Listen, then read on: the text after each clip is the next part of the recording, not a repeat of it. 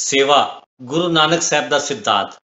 ਮਨੁੱਖੀ ਸੇਵਾ ਜਿਹੜੀ ਹੈ ਸਭ ਤੋਂ ਉੱਤਮ ਸੇਵਾ ਕਹੀ ਜਾਂਦੀ ਹੈ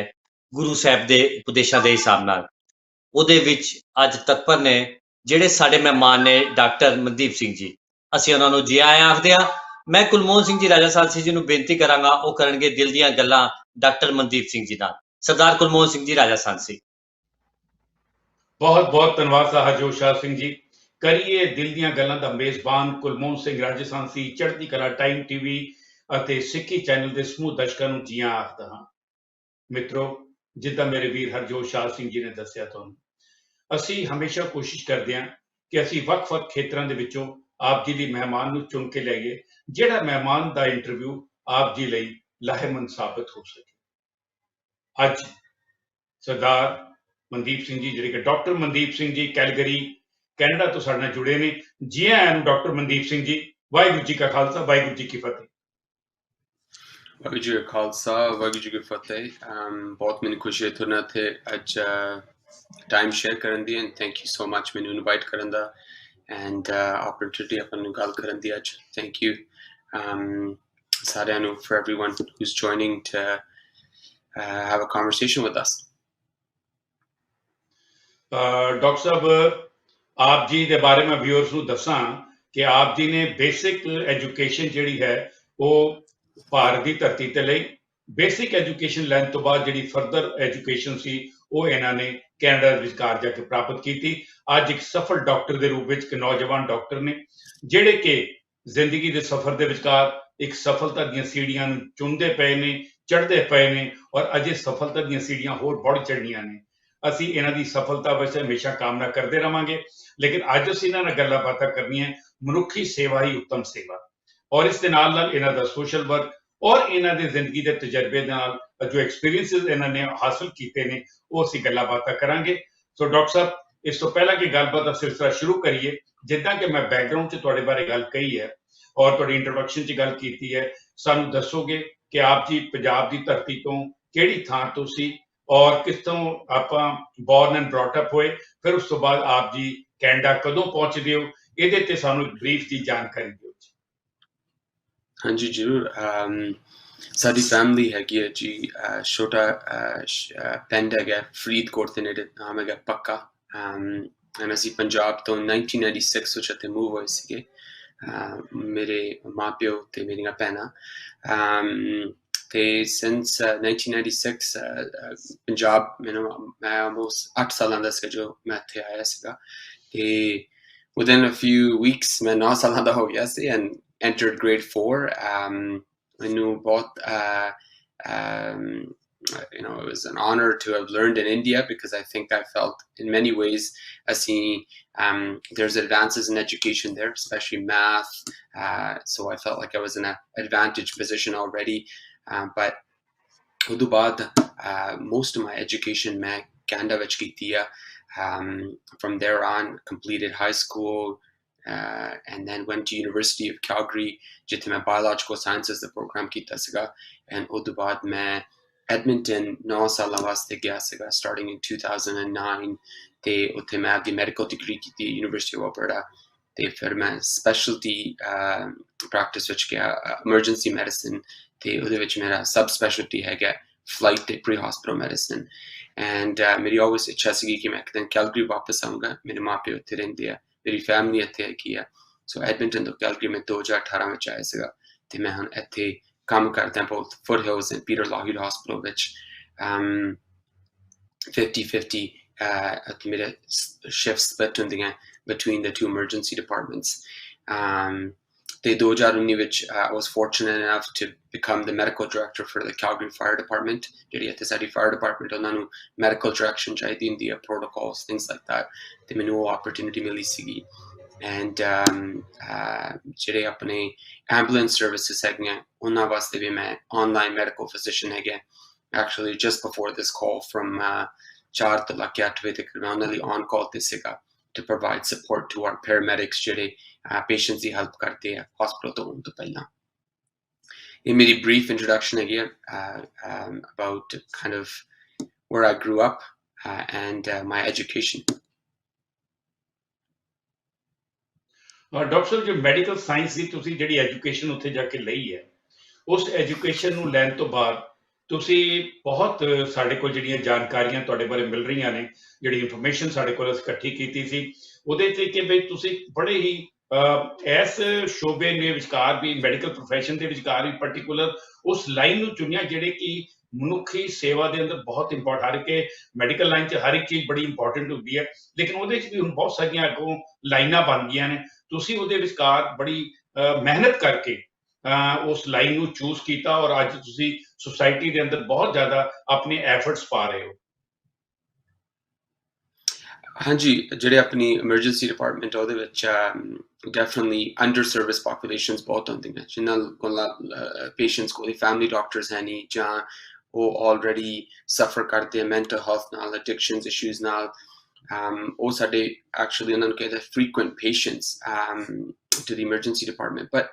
ਕੋਈ ਵੀ patient insan ਸਾਡੇ department ਵਿੱਚ ਆ ਸਕਦਾ, and we would take care of them. Doesn't matter if you have coverage or don't have coverage, you're a Canadian citizen, not a Canadian citizen.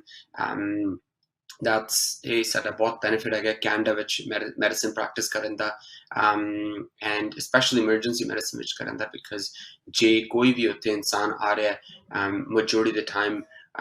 ਉੱਥੇ ਕੋਈ ਹੋਣਾ ਨਹੀਂ ਚਾਹੁੰਦਾ, so they don't want to be there, and if they're there they really need help, and so ਉਹਦੇ ਵਿੱਚ ਹਾਂਜੀ ਸਾਡੀ job ਹੈਗੀ ਆ, ਪਰ ਉਹਦੇ ਵਿੱਚ ਸੇਵਾ ਦਾ component ਬਹੁਤ ਹੈਗਾ, and ਮੇਰੇ definitely ਜਿੱਦਾਂ ਤੁਸੀਂ ਕਹਿ ਰਹੇ ਹੋ ਕਿ ਇਹ responsibility ਵੀ ਆ, ਪਰ ਮੈਨੂੰ privilege ਵੀ ਮੰਨੀ ਜਾਂਦੀ ਹੈ ਕਿ ਇਹੋ ਜਿਹੇ ਮੈਨੂੰ line ਮਿਲੀ ਤੇ ਮੈਨੂੰ opportunity ਤੇ luck ਸੀ life ਵਿੱਚ ਕਿ ਮੈਂ ਇਸ position ਵਿੱਚ ਪਹੁੰਚ ਸਕਿਆ ਤੇ ਕੰਮ ਇਹੋ ਜਿਹਾ ਕਰ ਸਕਦਾ। ਕਿਉਂਕਿ ਜ਼ਿਆਦਾਤਰ ਲੋਕ ਜਿਹੜੇ ਨਾ ਜੀ ਅੱਜ ਕੱਲ੍ਹ ਮੈਡੀਕਲ ਪ੍ਰੋਫੈਸ਼ਨ 'ਚ ਵੀ ਮੈਂ ਦੇਖਿਆ ਕਿ ਜ਼ਿਆਦਾਤਰ ਲੋਕ ਜਿਹੜੇ ਨੇ ਨਾ ਆਫਿਸ ਆਰ ਦੀ ਜੌਬ ਲੱਭਦੇ ਨੇ, ਔਰ ਇਹੋ ਜਿਹੀ ਜੌਬ ਜਿਹਦੀ ਕੰਫਰਟੇਬਲ ਜੌਬ ਹੋਵੇ, ਇਹ ਜਿਹੜੀ ਐਮਰਜੈਂਸੀ ਜੌਬਸ ਨੇ ਇਹਨਾਂ ਵਿਚਕਾਰ ਲੋਕੀ ਅਵੋਇਡ ਕਰਦੇ ਨੇ ਕਿ ਵੀ ਇਹੋ ਜਿਹੇ ਟਾਈਮਿੰਗ ਜਾਂ ਟ੍ਰੇਨਿੰਗ ਵਾਲੇ ਪਾਸੇ ਨਾ ਜਾਈਏ। ਤੁਹਾਡੇ ਮਨ 'ਚ ਸੇਵਾ ਦੀ ਭਾਵਨਾ ਕੀ ਗੁਰੂ ਸਿਧਾਂਤ ਕਰਕੇ ਜਾਂ ਪੇਰੈਂਟਸ ਕਰਕੇ ਪਈ ਹੈ, ਜਾਂ ਕਿਸ ਤਰ੍ਹਾਂ ਤੁਹਾਡੇ ਮਨ 'ਚ ਆਇਆ ਕਿ ਮੈਂ ਆਪਣੇ ਆਪ ਨੂੰ ਡੈਡੀਕੇਟ ਕਰਨਾ ਹੈ? I mean, ਸਾਰਾ ਮੇਰਾ credit ਤਾਂ ਮੇਰੀ ਲਾਈਫ ਵਿੱਚ I can say ਕਿ ਮੇਰੇ ਮਾਂ ਪਿਓ ਤੇ ਮੇਰੇ ਭੈਣਾਂ ਤੇ ਜਾਂਦਾ, of course. ਸਾਡੀ ਫੈਮਿਲੀ ਵਿੱਚ ਸੇਵਾ ਬਹੁਤ ਵੱਡਾ ਕੰਪੋਨੈਂਟ ਸੀ। ਹਜੇ ਵੀ ਮੇਰੇ ਡੈਡ ਹੁਣ almost 80 ਸਾਲਾਂ ਦੇ ਹੈਗੇ, ਹਜੇ ਵੀ ਗੁਰਦੁਆਰੇ ਵਿੱਚ ਜਾ ਕੇ ਸੇਵਾ ਕਰਦੇ ਆ। ਮੇਰੇ ਮਾਂ ਪਿਓ ਨੇ many times in their life ਕਿਸੇ ਵੀ ਫੈਮਿਲੀ ਮੈਂਬਰਸ ਦੀ ਜਾਂ just community ਵਿੱਚ, ਸਾਡੇ ਪਿੰਡ ਵਿੱਚ ਵੀ ਉਹਨਾਂ ਨੇ ਜਦੋਂ ਕਿਸੇ ਦੀ ਹੈਲਪ ਕਰਨ ਦੀ opportunities ਉਹਨਾਂ ਨੇ ਕਰਨ ਦੀ ਕੋਸ਼ਿਸ਼ ਕੀਤੀ, and ਉਹ ਸਾਡੇ ਸਾਰੇ ਭੈਣ ਭਰਾਵਾਂ ਵਿੱਚ instilled ਹੈਗਾ। So ਤੁਹਾਡੀ ਗੱਲ ਤੇ definitely ਮੇਰੇ ਮਾਂ ਪਿਓ ਨੇ for sure played a role in not only medicine ਨੂੰ pursue ਕਰਨ ਵਾਸਤੇ, but also then further into emergency medicine, where you are right, there is stress of the job in many ways, and changes that are or difficulties that are not like a regular 9 to 5 job, but Tami you know, that want to try to provide service for the community was really बहुत important चीज when I picked a profession. ਜਦੋਂ ਵੀ ਆਪਾਂ ਹੁਣੇ ਗੁਰੂ ਨਾਨਕ ਦੇਵ ਜੀ ਦਾ ਗੁਰਪੁਰਬ ਹੋ ਕੇ ਗਿਆ ਕਿ we think about ਨਾਮ ਜਪੋ, ਕਿਰਤ ਕਰੋ, ਵੰਡ ਕੇ ਛਕੋ, the ਸੇਵਾ ਕੰਪੋਨੈਂਟ ਆਪਣੀ community ਵਿੱਚ ਤੇ ਆਪਣੇ ਸਿੱਖਜ਼ਮ ਵਿੱਚ ਬਹੁਤ ਹੀ important component ਮੰਨਿਆ ਗਿਆ। and ਸਾਡੀ ਫੈਮਿਲੀ ਮੇਰੇ ਮਾਂ ਪਿਓ ਤੋਂ ਹੀ ਗੁਰਸਿੱਖ ਹੈਗੇ ਆ, and so from them ਅਸੀਂ ਸੇਵਾ always ਸਿੱਖੀ ਹੈ, and ਅਸੀਂ try ਕਰਦੇ ਹਾਂ ਆਪਣੀ ਲਾਈਫ ਵਿੱਚ ਸਾਰੇ ਭੈਣ ਭਰਾ to continue it in our lives, whether it's at work, and then also ਜਿਹੜੇ ਅਸੀਂ extracurricular activities ਕਰਦੇ ਹਾਂ ਉਹਨਾਂ ਵਿੱਚ ਵੀ ਜਿੰਨੀ ਅਸੀਂ ਸੇਵਾ ਕਰ ਸਕਦੇ ਹਾਂ। ਡਾਕਟਰ ਸਾਹਿਬ ਮੈਂ ਇੱਥੇ ਤੁਹਾਡੇ ਕੋਲੋਂ ਜਾਣਨਾ ਚਾਹਾਂਗਾ, ਪੂਰਾ ਵਰਲਡ ਜਿਹੜਾ ਹੈ, ਹੋਲ ਵਰਲਡ ਜਿਹੜਾ ਕਿ ਹੁਣ COVID-19 ਦੇ ਵਿੱਚੋਂ ਲੰਘਿਆ ਹੈ ਔਰ ਈਵਨ ਲੰਘ ਰਿਹਾ ਹੈ, ਔਰ ਨਵੇਂ ਵਾਇਰੈਂਟ ਰੋਜ਼ ਆ ਰਹੇ ਨੇ, ਨਵੇਂ ਨਾਮ ਸੁਣਨ ਚ ਆ ਰਹੇ ਨੇ। COVID-19 ਦੀ ਆਪਾਂ ਪਹਿਲਾਂ ਗੱਲ ਕਰੀਏ, COVID-19 ਦੇ ਅੰਦਰ ਤੁਹਾਡੀ ਜਿਹੜੀ ਕੰਟਰੀਬਿਊਸ਼ਨ ਕਿੱਦਾਂ ਰਹੀ, ਕਿਸ ਤਰੀਕੇ ਦੇ ਨਾਲ, ਕਿਉਂਕਿ ਲੋਕ ਬਹੁਤ ਸਟ੍ਰੈਸ ਵੀ ਰਹੇ ਨੇ, ਔਰ ਉਹ ਸਟ੍ਰੈਸ ਦੇ ਕਰਕੇ ਲੋਕਾਂ ਦੇ ਕਾਰੋਬਾਰ ਜਾਂ ਨੌਕਰੀਆਂ ਚਲੇ ਗਈਆਂ, ਔਰ ਬਹੁਤ ਕੁਝ, ਹਾਲਾਂਕਿ ਵਿਦੇਸ਼ਾਂ 'ਚ ਬੈਠ ਕੇ ਤਾਂ ਲੋਕਾਂ ਨੂੰ ਗਵਰਨਮੈਂਟ ਵੱਲੋਂ ਕਾਫੀ ਕੁਝ ਏਡ ਵੀ ਮਿਲਦੀ ਰਹੀ, ਲੇਕਿਨ ਸਟ੍ਰੈਸ ਇੱਕ ਇਹੋ ਜਿਹੀ ਚੀਜ਼ ਸੀ ਜਿਹੜੀ ਕਿ ਪੈਸੇ ਨਾਲ ਦੂਰ ਨਹੀਂ ਹੋ ਸਕਦੀ। ਸਟ੍ਰੈਸ ਜਿਹੜੀ ਆ ਉਹ ਹਮੇਸ਼ਾ ਕਿਸੇ ਦੇ ਨਾਲ ਗੱਲ ਕਰਕੇ ਹੋ ਸਕਦੀ ਹੈ, ਤੁਹਾਡਾ ਉਹਦੇ 'ਚ ਕੋਈ ਐਸਾ ਰੋਲ ਰਿਹਾ? जी मैं last year actually last 2 साल on the board of directors for a local community organization that naam hai Punjabi Community Health Services, and it's a non-profit organization ਜਿਹੜੀ addictions ਤੇ mental health ਦੀ service provide ਕਰਦੀ ਆ ਜਿਹੜੇ ਆਪਣੇ ਹੈਗੇ ਆ patients South Asian, Punjabi, Hindu, Urdu, Gujarati, any of those backgrounds. ਉਹਨਾਂ ਦੇ ਲਈ ਉਹ cultural sensitive services provide ਕਰਦੇ ਆ, and ਇਸ last ਇੱਕ ਸਾਲ ਵਿੱਚ ਅਸੀਂ ਉਹਨਾਂ ਬਹੁਤ effort place ਕੀਤਾ ਸੀ ਕਿ ਅਸੀਂ ਉਹ patients ਨੂੰ ਤਾਂ ਵੀ ongoing service ਤੇ ongoing care provide ਕਰ ਸਕਦੇ ਹਾਂ, especially ਜਿੱਦਾਂ ਤੁਸੀਂ mention ਕੀਤਾ as they went through difficult times during COVID, losing jobs, family stressors, increasing use of drugs, alcohol, those things. ਉਹਨਾਂ ਵਿੱਚ ਅਸੀਂ ਉਹਨਾਂ ਦੀ families ਦੀ ਤੇ families ਦੀ ਤੇ clients ਦੀ ਵੀ support ਕਰ ਸਕੇ ਸੀਗੇ, and primarily ਅਸੀਂ support ਕੀਤੀ at a board level so that ਸਾਡੀ organization successful ਹੋ ਸਕੀ, and so ਉਹ ਮੇਰਾ I guess community involvement ਸੀਗਾ. In the emergency department, I see, I see every day new shift, trying to manage the patients in the emergency department. Day-to-day work, and when people's lives stopped and things stopped, we were still going to work. We were still going to the hospital, and not to take any honor or credit. It was just a privilege to go help folks during that time. They essentially ਉਹ ਦੋ ਤਰੀਕੇ ਨਾਲ ਮੇਰੀ service not only for the patients but also community ਵਾਸਤੇ ਰਹੀ ਸੀਗੀ over the last 2 years. Doctor Mandeep Singh ji, ਮੈਂ ਤੁਹਾਡੇ ਕੋਲ ਜਾਣਨਾ ਚਾਹਾਂਗਾ ਕਿ ਕੋਈ ਐਸਾ ਐਕਸੀਡੈਂਟ ਜਾਂ ਐਸਾ ਕੋਈ ਕੇਸ ਜਿਹੜਾ ਤੁਹਾਡੇ ਕੋਲ ਆਇਆ ਹੋਵੇ ਔਰ ਉਸ ਕੇਸ ਨੂੰ ਤੁਸੀਂ ਮਤਲਬ ਸਟੱਡੀ ਕਰਕੇ ਤੇ ਫਿਰ ਉਸ ਦੇ ਅੰਦਰ ਆਪਣਾ ਹਿੱਸਾ ਪਾਇਆ ਹੋਵੇ, ਕੋਈ ਐਸੀ ਯਾਦਗਾਰ ਹੈ ਤੁਹਾਡੇ ਦਿਮਾਗ ਦੇ ਅੰਦਰ? See, ਸਾਡੇ the cases that come to the emergency department, ਉਹਨਾਂ ਵਾਸਤੇ we have numerous cases ਮੈਂ ਤੁਹਾਡੀ lifetime ਵਿੱਚ ਦੱਸ ਸਕਦਾ ਕਿ ਜਿਹਦੇ ਵਿੱਚ ਸਾਡੀ contribution ਹੋਵੇ, or we made a difference, or we made a change. ਤੁਸੀਂ ਹੁਣੇ COVID ਦੀ ਗੱਲ ਕਰਦੇ ਹੋ, just in the last 2 weeks ਸਾਡੇ ਕੋਲ ਇੱਕ ਬਹੁਤ local hospital ਵਿੱਚ ਬਹੁਤ sick patient ਆਇਆ ਸੀਗਾ. Unfortunately ਉਹਨਾਂ ਨੇ ਆਪਦੀ vaccine ਨਹੀਂ ਲਵਾਈ ਸੀਗੀ, young patient ਸੀਗਾ,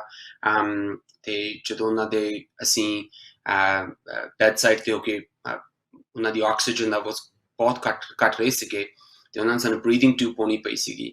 ਮੈਨੂੰ ਹਜੇ ਵੀ ਯਾਦ ਆ ਗਿਆ patient ਮੈਨੂੰ ਤੇ ਮੇਰੇ colleague ਨੂੰ, ਜਿਹੜੇ ਅਸੀਂ ਦੋਵੇਂ ਕੇਸ ਨੂੰ ਇਕੱਠੇ ਰਨ ਟੂਗੇਦਰ ਕਰ ਰਹੇ ਸੀਗੇ, ਉਹਨਾਂ ਨੇ ਸਾਨੂੰ ਆਖਿਆ ਕਿ ਮੈਂ ਜੇ ਟਾਈਮ ਵਿੱਚ ਵਾਪਸ ਜਾ ਸਕਦਾ, ਮੈਂ ਆਪਦੇ ਆਪ ਨੂੰ ਵੀ ਵੈਕਸੀਨ ਲਵਾਵਾਂ ਤੇ ਮੈਂ ਆਪਦੇ ਫੈਮਿਲੀ ਨੂੰ ਵੀ ਵੈਕਸੀਨ ਲਵਾਵਾਂ, ਮੈਂ ਰੋਕਾਂ ਨਾ ਕਿਸੇ ਨੂੰ ਵੀ। ਤੇ ਉਹ ਬਹੁਤ ਉਹਦੇ ਵਿੱਚ ਅਸੀਂ ਕੋਈ ਜ਼ਿਆਦਾ ਵੱਡਾ ਕੰਟਰੀਬਿਊਸ਼ਨ ਨਹੀਂ ਕੀਤਾ, ਅਸੀਂ ਉਹਨਾਂ ਦੀ ਬਰੀਥਿੰਗ ਟਿਊਬ ਪਾਈ ਤੇ ਉਹ ਪੇਸ਼ੈਂਟ ਇਵੈਂਚੁਅਲੀ ICU ਵਿੱਚ ਗਏ। ਪਰ ਉਹ ਮੂਮੈਂਟ ਸਾਨੂੰ ਬਹੁਤ ਪਾਵਰਫੁਲ ਲੱਗੀ ਕਿ ਜਿਹੜੀ ਆਪਾਂ ਆਪਦੀ ਲਾਈਫ ਵਿੱਚ ਡਿਸੀਜਨਸ ਬਣਾਉਂਦੇ ਆ, and unfortunately ਆਪਾਂ ਪਿੱਛੇ ਨਹੀਂ ਜਾ ਸਕਦੇ, ਤੇ at this critical time ਇਹ ਪੇਸ਼ੈਂਟ ਨੂੰ ਨਹੀਂ ਪਤਾ ਕਿ ਮੈਂ ਕਦੇ ਵੀ ਆਪਦੇ ਵੈਂਟੀਲੇਟਰ ਤੋਂ ਵਾਪਸ ਆਊਂਗਾ, ਕਿ ਮੈਂ ਨੈਕਸਟ hours ਦਾ days ਵਿੱਚ ਅਲਾਈਵ ਹੋਊਂਗਾ। ਪਰ ਉਹ ਮੂਮੈਂਟ ਵਿੱਚ ਉਹਨਾਂ ਨੂੰ ਬਹੁਤ ਵਰੀ ਸੀਗੀ ਕਿ ਉਹਨਾਂ ਨੇ ਨਾ ਤਾਂ ਆਪਦੇ ਆਪ ਦਾ ਧਿਆਨ ਰੱਖ ਸਕੇ ਵੈਕਸੀਨੇਸ਼ਨ ਦੇ ਥਰੂ, ਨਾ ਹੀ ਕਿਸੇ ਆਪਦੇ ਫੈਮਿਲੀ ਮੈਂਬਰਸ ਨੂੰ ਦੇ ਸਕੇ। ਸੋ just remember that moment। Doctor ਸਾਹਿਬ ਪਿੱਛੇ ਮੈਂ ਇੱਥੇ ਪੁੱਛਣਾ ਚਾਹਾਂਗਾ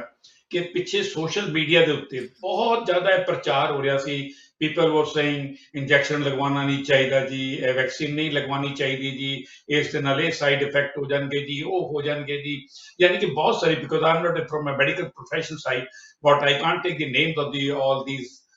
problems, but one thing really people were very worried ਕਿ ਲੋਕੀ confused ਹੋ ਗਏ। ਜਿਸ ਤਰ੍ਹਾਂ ਤੁਸੀਂ ਕੇਸ ਦੱਸਿਆ ਕਿ ਉਹਨੇ ਵੈਕਸੀਨ ਨਹੀਂ ਲਗਵਾਈ ਸੀ,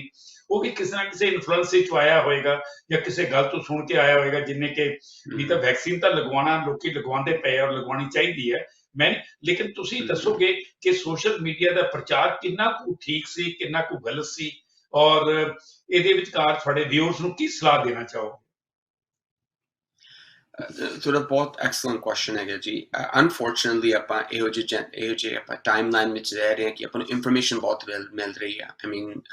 ਆਪਣਾ ਸ਼ੋਅ ਹੀ ਲੈ ਲਓ ਫੋਰ ਐਗਜ਼ਾਮਪਲ, ਰਾਈਟ? ਤੁਸੀਂ ਕਿੰਨੇ ਲੱਕੀ ਹੋ ਕਿ ਤੁਸੀਂ ਇੰਡੀਆ ਵਿੱਚ ਹੈਗੇ ਹੋ। ਆਪਾਂ ਇੱਕ ਦੂਜੇ ਨਾਲ ਕਮਿਊਨੀਕੇਟ ਕੀਤੀ WhatsApp ਥਰੂ, ਆਪਾਂ ਇੱਥੇ ਪਹੁੰਚੇ, and we're getting an opportunity to talk to viewers all across the world. That's the beauty of social media. That's the beauty of the generation of information that we live in. But the unfortunate side भी है कि तुहानू बहुत misinformation भी मिलती है, and ਜਿਹੜੇ ਆਪਣੇ ਹੈਗੇ ਆ listeners ਜਾਂ ਆਪਣੇ family members or colleagues, ਜੇ ਉਹਨਾਂ ਦੇ ਜੇ ਤੁਸੀਂ ਪਲੇਟਫਾਰਮ ਜਿਹੜਾ ਤੇ ਸੋਸ਼ਲ ਮੀਡੀਆ ਤੇ ਜਾਂਦੇ ਹੋ, ਫੇਸਬੁੱਕ ਤੇ ਜਾਂਦੇ ਹੋ, ਉੱਥੇ ਬਹੁਤ ਸਕੈਰੀ ਇਨਫੋਰਮੇਸ਼ਨ ਪ੍ਰੋਵਾਈਡ ਕੀਤੀ ਜਾਂਦੀ ਹੈ, and not always true. and ਉਹਨੂੰ ਫੋਲੋ ਅਪ ਕਰਨ ਲੱਗੇ ਕਿੰਨੀ ਇਹਦੇ ਵਿੱਚ ਸੱਚ ਹੈਗਾ, ਕਿੰਨੀ ਇਹਦੇ ਵਿੱਚ truth ਹੈਗਾ, it's a hard thing to do. ਹੁਣ ਮੈਂ ਮੇਰੀ education almost post secondary education almost 13 ਸਾਲਾਂ ਦੀ ਹੈ, and I can tell you ਕਿ ਜੇ ਮੈਂ ਵੀ ਕਦੇ medical paper ਪੜ੍ਹਦਾ, it is difficult to interpret all what you take the information away from it. And even we teach doctors how to read those papers. And so, not to go down a rabbit hole, but misinformation ਜਿਹੜੀ spread ਹੋ ਰਹੀ ਹੈ, I really feel for folks. There's ਕਿਸੇ ਵੀ medication ਦੇ side effects ਹੁੰਦੇ ਆ, ਇਹ ਆਪਾਂ ਮੰਨਦੇ ਹਾਂ, ਪਰ ਆਪਾਂ ਕਦੇ ਵੀ ਆਪਣੀ ਲਾਈਫ ਵਿੱਚ decision ਬਣਾਉਂਦੇ ਹਾਂ based off of risk ਹੁੰਦੇ ਆ, the benefit ਵੀ ਹੁੰਦੇ ਆ। in a situation which especially a pandemic time and the vaccinations, especially ਜਿਹੜੀ Pfizer ਤੇ Moderna vaccinations ਹੈਗੀਆਂ, ਉਹਨਾਂ ਵਿੱਚ ਬਹੁਤ ਹੀ ਕਮ side effects ਹੋਏ ਆ, or scary or significant side effects। ਜਿਹੜੇ rate ਵੀ ਉਹਨਾਂ ਦੇ ਬਹੁਤ rare ਹੈਗੇ ਆ, ਜਿਹੜੀ ਉਹਦਾ benefit ਹੈਗਾ quite significant, especially ਜੇ ਤੁਸੀਂ ਮੰਨੋ not individual level ਤੇ also society ਦੇ level ਤੇ ਆਪਾਂ ਜੋ ਦੇਖਦੇ ਹਾਂ vaccination rates ਜਿੰਨਾ ਵਧਣਗੇ ਉਨਾ ਹੀ ਆਪਣੀ population ਦੇ numbers down ਜਾਂਦੇ ਆ, and eventually ਆਪਾਂ ਆਪਣੀ life ਤੇ ਵਾਪਸ return ਕਰ ਸਕਦੇ ਹਾਂ। So to answer your question, I feel for people who have used all platform use ਕਰਦੇ ਆ ਆਪਣੀ knowledge ਵਾਸਤੇ, because all platform ਵਿੱਚ ਬਹੁਤ misinformation ਹੈਗੀ ਆ, and social media is a good place, but also a place for doctor ਸਾਹਿਬ ਮੈਂ ਇੱਥੇ ਗੱਲ ਕਰਨਾ ਚਾਹਾਂਗਾ ਕਿ ਉਹ ਜਿਹੜੀ ਸੋਸ਼ਲ ਮੀਡੀਆ ਤੇ ਪ੍ਰਚਾਰ ਕਰਦੇ ਨੇ ਉਹਦੇ ਵਿੱਚ WHO ਦਾ ਮਤਲਬ ਵਰਲਡ ਹੈਲਥ ਆਰਗੇਨਾਈਜੇਸ਼ਨ ਦਾ ਵੀ ਰੈਫਰੈਂਸ ਦੇ ਦਿੰਦੇ ਨੇ, ਪੁਰਾਣੇ ਰਿਕਾਰਡਸ ਕਰ ਦਿੰਦੇ ਨੇ, ਜਾਂ ਚੀਜ਼ਾਂ ਕੱਢ ਕੇ ਲੋਕਾਂ ਨੂੰ ਉਸ ਤਰੀਕੇ ਨਾਲ ਪੇਸ਼ ਕਰਦੇ ਕਿ ਬੰਦੇ ਨੂੰ ਵਿਸ਼ਵਾਸ ਕਰਨਾ ਮਜਬੂਰ ਹੋ ਜਾਂਦਾ ਹੈ। ਇਹ ਐਸਾ ਕਿਉਂ ਹੈ? ਕਿਉਂ ਐਸੀ ਇਨਫੋਰਮੇਸ਼ਨ ਨੂੰ ਸਪਰੈਡ ਕਰਦੇ ਨੇ? That's a very good question. We don't know. I have no idea why there is this big agenda from this folks don't know what the reasoning or logic or reasoning behind this is to try to misinform folks. But not just medicine which in that different areas which in this see stock market real estate which other places there's always misinformation that is being spread. So I recommend if you hear something, if you see something, absorb that information and approach your family doctor, right? This is how the family doctor ko le jao, the healthcare professionals ko le jao, and ask them, menu aha information mili sigi, what do I make of this? And hopefully utte tonu accurate answers mil sakte hai. And I recommend karunga ki not to follow down those videos or those pathways or those social media posts ਜਿਹੜੇ ਤੁਹਾਨੂੰ ਬਹੁਤ convincing ਲੱਗਦੇ ਆ, the scary ones, the ones that are telling you you're going to die tomorrow if you get the vaccine, because unfortunately those are false, and ਉਹ ਲੋਕਾਂ ਨੂੰ ਡਰਾਉਣ ਵਾਸਤੇ ਪਾਏ ਹੋਏ ਆ, and to run an agenda which I don't know what the agenda is, but it does a lot of people disservice. ਤੇ ਉਹਨਾਂ ਦੀ ਡਾਕਟਰ ਸਾਹਿਬ ਮੈਂ ਇੱਥੇ ਬੇਨਤੀ ਕਰਾਂਗਾ, ਮੈਂ ਆਪਣੇ ਵਿਊਅਰਸ ਨਾਲ ਗੱਲ ਕਰ ਰਿਹਾ, ਫਿਰ ਉਸ ਤੋਂ ਬਾਅਦ ਤੁਹਾਡੇ ਨਾਲ ਗੱਲਬਾਤ ਦਾ ਸਿਲਸਿਲਾ ਜਾਰੀ ਰੱਖਾਂਗਾ। ਵਿਊਅਰ ਡਾਕਟਰ ਮਨਦੀਪ ਸਿੰਘ ਜੀ ਜਿਹੜੇ ਕਿ ਕੈਲਗਰੀ ਕੈਨੇਡਾ ਤੋਂ ਸਾਡੇ ਜੁੜੇ ਹੋਏ ਨੇ, ਔਰ ਇਹਨਾਂ ਨੇ ਹੁਣੇ ਬਹੁਤ ਬਿਹਤਰੀਨ ਗੱਲਾਂ ਸਾਡੇ ਸਾਹਮਣੇ ਪੇਸ਼ ਕੀਤੀਆਂ ਨੇ ਕਿ ਜਿਸ ਤਰੀਕੇ ਦੇ ਨਾਲ ਅਸੀਂ ਸੋਸ਼ਲ ਮੀਡੀਆ ਦੇ ਪ੍ਰਭਾਵ ਥੱਲੇ ਆ ਕੇ ਵੈਕਸੀਨ ਦੇ ਬਾਰੇ ਗਲਤ ਪ੍ਰਚਾਰ ਬਾਰੇ ਅਸੀਂ ਸੁਣਦੇ ਹਾਂ, ਔਰ ਉਸ ਤੋਂ ਬਾਅਦ ਅਸੀਂ ਉਹਦੇ ਪ੍ਰਭਾਵ ਥੱਲੇ ਆ ਜਾਂਦੇ ਹਾਂ, ਔਰ ਕਈ ਵਾਰੀ ਅਸੀਂ ਆਪਣੀ ਜ਼ਿੰਦਗੀ ਤੋਂ ਹੱਥ ਧੋ ਬੈਠਦੇ ਹਾਂ ਜਾਂ ਆਪਣੇ ਘਰ ਦੇ ਕਿਸੇ ਪਿਆਰ ਵਾਲੇ ਦਾ ਅਸੀਂ ਨੁਕਸਾਨ ਕਰਾ ਬੈਠਦੇ ਹਾਂ। ਇਹ ਗੱਲਾਂ ਜਿਹੜੀਆਂ ਨੇ ਸਾਨੂੰ ਸਮਝਣੀਆਂ ਚਾਹੀਦੀਆਂ ਨੇ। ਅੱਜ ਅਸੀਂ ਜਿਸ ਯੁੱਗ ਵਿੱਚ ਬੈਠੇ ਹਾਂ ਉਹ ਟੈਕਨੋਲੋਜੀ ਦਾ ਯੁੱਗ ਹੈ। ਜਿਵੇਂ ਡਾਕਟਰ ਸਾਹਿਬ ਦੱਸ ਰਹੇ ਸੀ ਟੈਕਨੋਲੋਜੀ ਕਿਵੇਂ ਹੈ। ਮੈਂ ਇਸ ਵੇਲੇ ਕੋਪਨਹੈਗਨ ਕੇ ਡੈਨਮਾਰਕ 'ਚ ਹਾਂ। ਰਿਕਾਰਡਿੰਗ ਪਟਿਆਲਾ ਦੇ ਵਿਚਕਾਰ ਚੜ੍ਹਦੀ ਕਲਾ ਟਾਈਮ ਸਟੂਡੀਓ 'ਚ ਹੋ ਰਹੀ ਹੈ। ਹਰਜੋਤ ਸ਼ਾਹ ਸਿੰਘ ਜੀ ਦਿੱਲੀ ਤੋਂ ਰਿਕਾਰਡ ਕਰ ਰਹੇ ਨੇ ਔਰ ਨਾਲ ਨਾਲ doctor Mandeep Singh ji Calgary Canada ਤੋਂ ਸਾਡੇ ਨਾਲ ਜੁੜੇ ਨੇ। ਟੈਕਨੋਲੋਜੀ ਦਾ ਅਸੀਂ ਫਾਇਦਾ ਲੈ ਰਹੇ ਹਾਂ, ਲੇਕਿਨ ਟੈਕਨੋਲੋਜੀ ਦਾ ਨੁਕਸਾਨ ਕੀ ਹੈ ਉਹ ਤੁਸੀਂ ਦੇਖਦੇ ਪਏ ਹੋ ਕਿ ਜਿਹੜੇ ਲੋਕ ਪ੍ਰਚਾਰ ਕਰ ਰਹੇ ਨੇ। ਜਿਹੜਾ ਐਟਮ ਬੰਬ ਬਣਾਇਆ ਗਿਆ ਸੀ ਉਹਦੇ ਜਿਹੜੇ ਐਟਮ ਬੰਬ ਦੇ ਜਿਹੜੇ ਕਣ ਸਨ ਉਹ ਅਣੂ ਸਨ, ਉਹ ਅੱਜ ਡਾਕਟਰੀ ਵਿੱਚ ਅਗਰ ਗੱਲ ਕਰੀਏ ਤੇ ਡਾਕਟਰ ਸਾਹਿਬ ਤੁਸੀਂ ਜਾਣਦੇ ਹੋ ਕਿ ਰੇਡੀਏਸ਼ਨ ਵਾਸਤੇ ਕੰਮ ਆਉਂਦੇ ਨੇ। ਔਰ ਦੂਜੇ ਪਾਸੇ ਜਿਹੜੇ ਆਟਮ ਹੈਗੀ ਹੈ ਉਹ ਦੁਨੀਆ ਨੂੰ ਤਬਾਹ ਕਰਨ ਵਾਸਤੇ ਵੀ ਇਸਤੇਮਾਲ ਕੀਤੀ ਜਾਂਦੀ। ਦੋਨਾਂ ਦਾ ਨਾਲ ਸਾਡੇ ਕੋਲ ਇਹ ਜੁੜਿਆ ਹੋਇਆ। ਤਾਂ ਵਿਊਅਰਸ ਅਗਰ ਤੁਹਾਡੇ ਕੋਲ ਕੋਈ ਜ਼ਿੰਦਗੀ ਦਾ ਤਜਰਬਾ ਹੈ ਔਰ ਸਾਂਝਾ ਕਰਨਾ ਚਾਹੁੰਦੇ ਹੋ ਤੇ ਸਕਰੀਨ ਦੇ ਉੱਤੇ ਸਾਥ ਜਗਜੀਤ ਸਿੰਘ ਜੀ ਦਰਦੀ ਹੋਰਾਂ ਦਾ, ਜਿਹੜੇ ਕਿ ਚੜ੍ਹਦੀ ਕਲਾ ਟਾਈਮ ਟੀਵੀ ਦੇ ਮੁੱਖ ਸੇਵਾਦਾਰ ਨੇ, ਉਹਨਾਂ ਦਾ ਈਮੇਲ ਐਡਰੈਸ ਆ ਰਿਹਾ। ਉੱਤੇ ਤੁਸੀਂ ਆਪਣਾ ਨਾਮ ਤੇ ਫੋਨ ਨੰਬਰ ਪਾਓ, ਅਸੀਂ ਤੁਹਾਡੇ ਤਜਰਬੇ ਨੂੰ ਲੋਕਾਂ ਤੱਕ ਪਹੁੰਚਾਵਾਂਗੇ। ਅਗਰ ਆਪਦੀ ਸਿੱਖੀ ਚੈਨਲ ਦੀ ਸਕਰੀਨ ਤੇ ਹਰਜੋਤ ਸ਼ਾਹ ਸਿੰਘ ਜੀ ਦਾ WhatsApp ਨੰਬਰ ਆ ਰਿਹਾ, ਉੱਤੇ ਆਪਣਾ ਨਾਮ ਤੇ ਫੋਨ ਨੰਬਰ ਪਾਓ। ਅਸੀਂ ਜ਼ਰੂਰ ਆਪ ਜੀ ਨੂੰ ਸੱਦਾ ਦੇਵਾਂਗੇ ਜੇ ਆਪ ਜੀ ਦੀ ਗੱਲ ਲੋਕਾਂ ਤੱਕ ਪਹੁੰਚਾਉਣ ਵਾਲੀ ਹੋਏਗੀ। ਤੇ ਔਰ ਅਗਰ ਮੇਰੇ ਨਾਲ ਸੰਪਰਕ ਕਰਨਾ ਚਾਹੁੰਦੇ ਹੋ ਤੇ ਕੁਲਮੋਹਨ ਸਿੰਘ ਰਾਜਸਾਂਸੀ +1 604 783 2331 यानी स्क्रीन के उत्ते मेरा नंबर आ रहा है, तुसी उसको देख सकते हो और उससे आप मैंने केवल WhatsApp कॉल करोगे या WhatsApp मैसेज करोगे, मैं आप जी जरूर संपर्क करांगा और तुहाडे तजर्बे का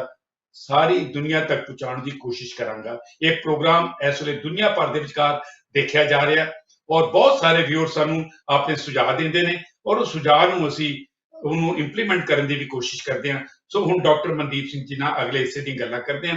ਡਾਕਟਰ ਮਨਦੀਪ ਸਿੰਘ ਜੀ, ਆਪ ਜੀ ਜਿਹੜੇ ਕਾਉਂਸਲਿੰਗ ਦੇ ਤੌਰ ਦੇ ਉੱਤੇ ਵੀ ਲੋਕਾਂ ਦੀ ਮੈਂਟਲ ਸਟ੍ਰੈਸ ਨੂੰ ਦੂਰ ਕਰਨ ਵਾਸਤੇ ਵੀ ਬਹੁਤ ਕੋਸ਼ਿਸ਼ ਕਰਦੇ ਹੋ ਔਰ ਬਹੁਤ ਸਾਰਾ ਆਪ ਜੀ ਨੇ ਕੇਸਿਸ ਵੀ ਹੱਲ ਕੀਤੇ ਹੋਣਗੇ। ਜਿਸ ਤਰ੍ਹਾਂ ਕਿ ਮੇਰੇ ਕੋਲ ਪ੍ਰੋਫਾਈਲ 'ਚ ਤੁਹਾਨੂੰ ਪਤਾ ਲੱਗਾ ਕਿ ਤੁਸੀਂ ਬਹੁਤ ਸੀਰੀਅਸਲੀ ਉਹਨਾਂ ਨੂੰ ਆਪਣਾ ਨਾਲ ਜੋੜ ਕੇ ਉਹਨਾਂ ਦੀ ਜਿਹੜੀ ਕਮੀ ਹੈ ਉਹਨੂੰ ਦੂਰ ਕਰਦੇ ਹੋ, ਉਹਦੇ ਗੈਪ ਨੂੰ ਦੂਰ ਕਰਦੇ ਹੋ। ਜ਼ਿਆਦਾਤਰ ਮੈਂ ਪੁੱਛਣਾ ਚਾਹੁੰਦਾ ਜਿਹੜੇ ਮਾਈਗ੍ਰੈਂਟ ਲੋਕ ਆਏ ਨੇ, ਜਿਹੜੇ ਲੋਕ ਬਾਹਰੋਂ ਆਏ ਨੇ, ਲਾਈਕ ਪਾਕਿਸਤਾਨ ਤੋਂ, ਇੰਡੀਆ ਤੋਂ ਜਾਂ ਕਿਸੇ ਹੋਰ ਕੰਟਰੀਆਂ ਤੋਂ ਆਏ ਨੇ, ਉਹਨਾਂ ਦੇ ਕੋਈ ਐਸੇ ਇਨਸੀਡੈਂਟ ਤੁਹਾਨੂੰ ਯਾਦ ਨੇ ਕਿ ਵੀ ਸਟ੍ਰੈਸ ਵਿੱਚ ਆਉਣ ਦਾ ਉੱਥੇ ਕਾਰਨ ਕੀ ਹੈ? ਪਹਿਲੀ ਗੱਲ ਕਿ ਉਹਦੇ ਰੀਜ਼ਨ ਕੀ ਨੇ, ਦੂਸਰਾ ਕਾਰਨ ਇਹਦਾ, ਦੂਸਰਾ ਇਹ ਦੱਸੋ ਕਿ ਉਹਨੂੰ ਕਿਵੇਂ ਤੁਸੀਂ ਸੋਲੂਸ਼ਨ ਦੇ ਕੇ ਉਹਨਾਂ ਨੂੰ ਹੱਲ ਕੀਤਾ ਹੈ।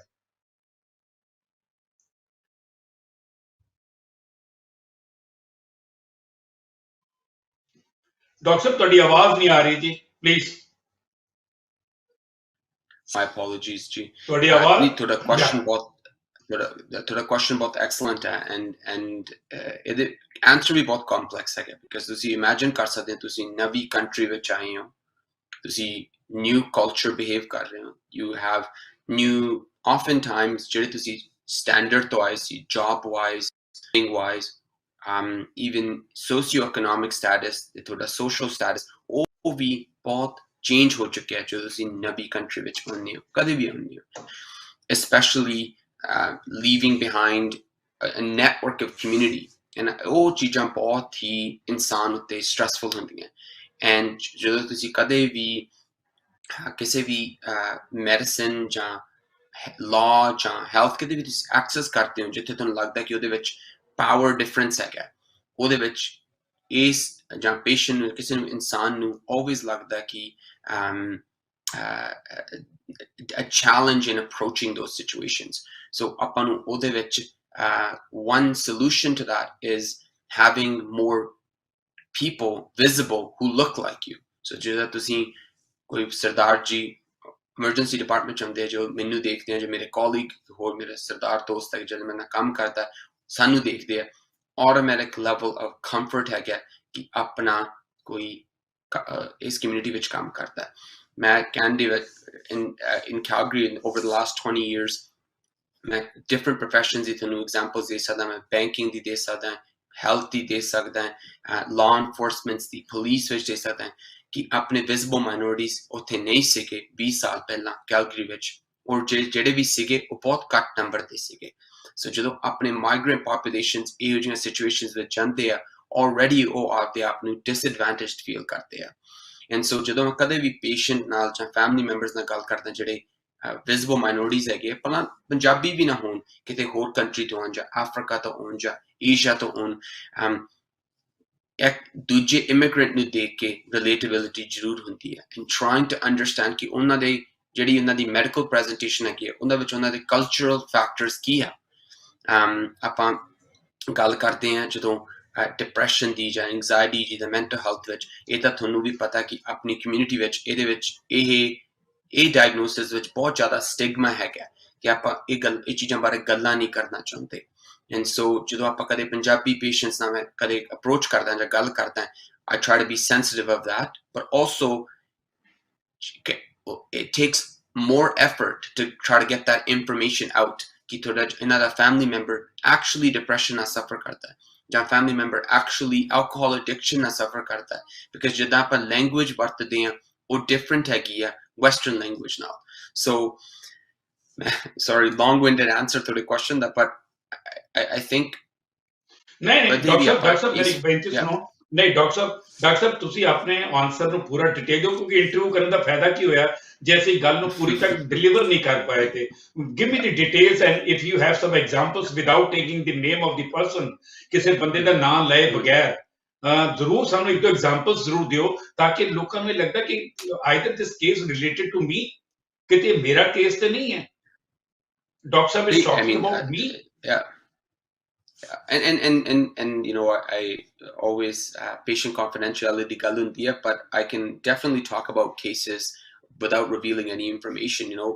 I've numerous times ਮੈਂ ਪੰਜਾਬੀ family members ਨਾਲ ਗੱਲ ਕਰ ਚੁੱਕਿਆ ਜਿਨ੍ਹਾਂ ਵਿੱਚ ਕੋਈ family member डिप्रैशन ना प्रेजेंट कर रहे हॉस्पिटल विच पर आपां नूं ओहदे लई कोई लफ्ज नहीं कहना आ रहा कि आपां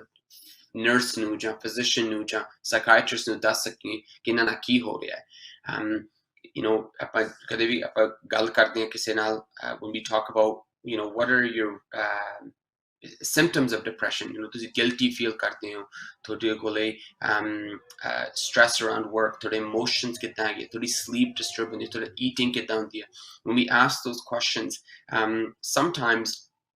because ਉਹ stigma exist ਕਰਦਾ ਉਹ ਕਹਿਣਾ ਨਹੀਂ ਚਾਹ ਰਹੇ ਕਿ ਇਹ actually ਸਾਡਾ family member ਬਹੁਤ ਦੇਰ ਤੱਕ depressed ਹੈਗਾ and so ਮੇਰੇ ਕੋਲੇ you know a few years ago I saw a family at that time luckily there was a lot of people could come into the emergency department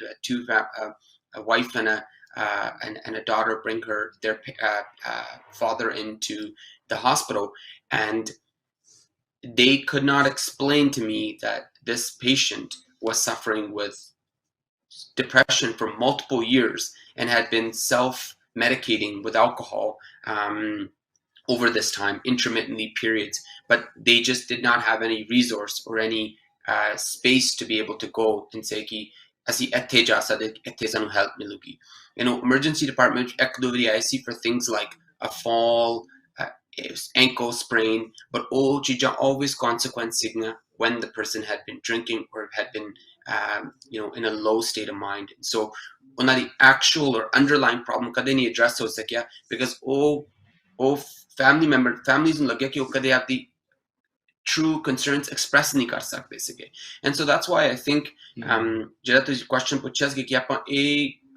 patients ਨੂੰ ਕਿੱਦਾਂ help ਕਰ ਸਕਦੇ I think one is understanding cultural barriers ਜਿਹੜੇ ਹੁੰਦੇ ਆ ਹਨਾ ਕਿ what communities feel comfortable talking about what and then I think culturally sensitive and culturally mediated ਜਿਹੜੀ approaches ਹੈਗੀਆਂ ਇਹੋ ਜਿਹੇ ਕੰਡੀਸ਼ਨਸ ਵਾਸਤੇ ਆਪਾਂ ਨੂੰ ਹੋਣੀਆਂ ਚਾਹੀਦੀਆਂ ਔਰ ਸਰਵਿਸਿਜ਼ ਜਿਹੜੀਆਂ ਕਮਿਊਨਿਟੀਜ਼ ਵਿੱਚ ਆਪਾਂ ਰੈਫਰ ਕਰ ਸਕਦੇ ਹਾਂ for example a Punjabi male who's having depression might feel more comfortable chatting with another person from their community who can understand ਕਿ ਤੁਸੀਂ ਕਿੱਥੋਂ ਆਉਂਦੇ ਹੋ ਤੁਹਾਡੇ ਕਿਹੜੀਆਂ ਸਟ੍ਰੈਸਰਸ ਹੈਗੀਆਂ ਤੁਹਾਡੇ ਕਿਹੜੇ family ਜਾਂ cultural situations ਕੀ ਹੈਗੀਆਂ so yeah you know I feel fortunate कि जो मैंने कोई family देख दी emergency department ਵਿੱਚ ਜਾਂ ਮੇਰੇ colleagues ਨੂੰ ਜਾਂ ਮੇਰੇ friends ਨੂੰ ਦੇਖ ਦੀ clinics ਵਿੱਚ that they feel comfortable ਕਿ ਉਹਨਾਂ ਦੇ culture ਵਿੱਚ ਕੋਈ ਬੰਦਾ ਉਹਨਾਂ ਨਾਲ ਗੱਲ ਕਰ ਰਿਹਾ ਜਾਂ ਕੋਈ ਉਹਨਾਂ ਦੇ religious background ਨਾਲ ਕੋਈ ਗੱਲ ਕਰ ਰਿਹਾ ਜਾਂ ਦੇਖ ਸਕਦੇ ਕਿ ਸਰਦਾਰ ਜੀ ਮੇਰੀ concern understand ਕਰ ਸਕਣਗੇ it's not always the case it doesn't always work out but ਇਹ ਸਾਡੀ hope ਹੈਗੀ ਜ਼ਰੂਰ मतलब ਜਿਹੜਾ ਲੈਂਗੁਏਜ ਬਾਰ ਹੈਗਾ ਉਹ ਹਮੇਸ਼ਾ ਸਾਈਕੋਲੋਜੀਕਲ ਮਤਲਬ ਮਨੋਵਿਗਿਆਨਿਕ ਤਰੀਕੇ ਦੇ ਨਾਲ ਇਨਸਾਨ ਨੂੰ ਬਹੁਤ ਨੇੜੇ ਲਿਆਂਦਾ ਹੈ ਕਿ ਜਿਹਦੇ ਨਾਲ ਇਨਸਾਨ ਜਦੋਂ ਗੱਲ ਆਪਣੀ ਐਕਸਪ੍ਰੈਸ ਕਰ ਦਿੰਦਾ ਹੈ, if he or she willing to express or share,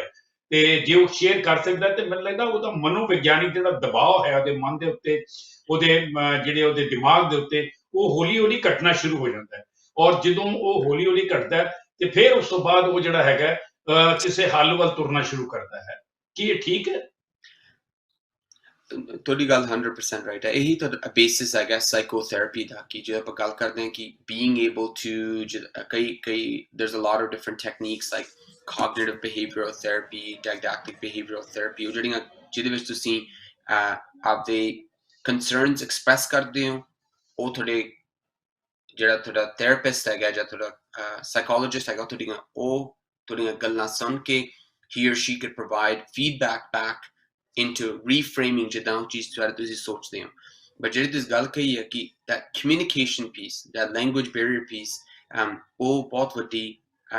component ਹੈਗਾ, ਬਿਕਾਜ਼ ਜੇ ਤੁਸੀਂ ਆਪਦੇ ਆਪ ਨੂੰ ਐਕਸਪ੍ਰੈਸ ਨਹੀਂ ਕਰ ਸਕਦੇ, ਤੁਹਾਨੂੰ ਫੀਡਬੈਕ ਕਿੱਦਾਂ ਵਾਪਸ ਆਊਗੀ, and then how are you supposed to take that away into another situation and try to learn from it? So very important point and a very important part of psychotherapy, that communication and then feedback. So doctor ਸਾਹਿਬ, ਇਹ ਤਾਂ ਤੁਸੀਂ ਸਾਨੂੰ ਦੱਸਿਆ, ਸਾਡੇ ਕੋਲ ਹੁਣ interview ਦਾ ਸਮਾਂ ਜਿਹੜਾ ਹੈਗਾ ਉਹ ਲਗਭਗ 2 ਮਿੰਟ ਦਾ ਰਹਿ ਗਿਆ ਹੈ। ਉਸ 2 ਮਿੰਟ ਦੇ ਅੰਦਰ ਮੈਂ ਚਾਹੁੰਦਾ ਕਿ ਵੀ ਤੁਸੀਂ ਸਾਡੇ ਜਿਹੜੇ ਵਿਊਅਰਸ ਨੇ, ਤੁਹਾਡਾ ਵਿਊਅਰ ਕੋਈ ਕੈਨੇਡਾ ਦਾ ਤੁਹਾਡਾ ਵਿਊਅਰ ਨਹੀਂ, ਇੰਗਲੈਂਡ 'ਚ, ਅਮਰੀਕਾ 'ਚ, ਕੈਨੇਡਾ 'ਚ, ਇਸ ਤੋਂ ਇਲਾਵਾ ਭਾਰਤ ਦੇ ਵਿਚਕਾਰ ਇਹ ਪ੍ਰੋਗਰਾਮ ਜਿਹੜਾ ਹੈਗਾ ਇਹ ਦਿਖਾਇਆ ਜਾਂਦਾ ਚੜ੍ਹਦੀ ਕਲਾ ਟਾਈਮ TV ਤੇ 3 ਵਜੇ ਦੇ ਕਰੀਬ ਦਿਖਾਇਆ ਜਾਂਦਾ, ਹਫ਼ਤੇ 'ਚ 3 ਦਿਨ, ਸੋਮਵਾਰ, ਬੁੱਧਵਾਰ ਤੇ ਸ਼ੁੱਕਰਵਾਰ ਨੂੰ। ਔਰ ਇਸ ਪ੍ਰੋਗਰਾਮ ਦੇ ਅੰਦਰ ਅਸੀਂ ਵੱਖ-ਵੱਖ ਸ਼ਖਸੀਅਤਾਂ ਨੂੰ ਲੈ ਕੇ ਆਉਂਦੇ ਹਾਂ, ਜਿਹਦੇ ਵਿੱਚ ਅੱਜ ਤੁਸੀਂ ਸਾਡੇ ਕੋਲ ਜੁੜੇ ਹੋ। ਸਾਡੇ ਵਿਊਅਰਸ ਨੂੰ ਐਜ਼ ਏ ਡਾਕਟਰ ਅੱਜ ਦੇ ਪ੍ਰੈਜ਼ੈਂਟ ਸਮੇਂ ਦੇ ਵਿਚਕਾਰ ਕੀ ਐਡਵਾਈਸ ਕਰਨਾ ਚਾਹੋਗੇ? ਮੇਰੀ ਸਿੰਪਲ ਐਡਵਾਈਸ ਹੈਗੀ ਹੈ ਕਿ ਆਈ ਥਿੰਕ ਆਪਣੇ ਸਾਊਥ ਏਸ਼ੀਅਨ ਬੈਕਗ੍ਰਾਉਂਡ ਵਿੱਚ ਆਪਾਂ ਜੋ ਦੇਖਦੇ ਹਾਂ, ਆਪਣੇ ਡਾਇਬੀਟੀਜ਼, ਹਾਈ ਬਲੱਡ ਪ੍ਰੈਸ਼ਰ, ਡਿਸਲਿਪਿਡੀਮੀਆ, ਜਿਹੜੇ number 1 leading cause ਹੈਗਾ ਵਰਲਡ ਦੇ ਡੈਥ ਦਾ, coronary disease,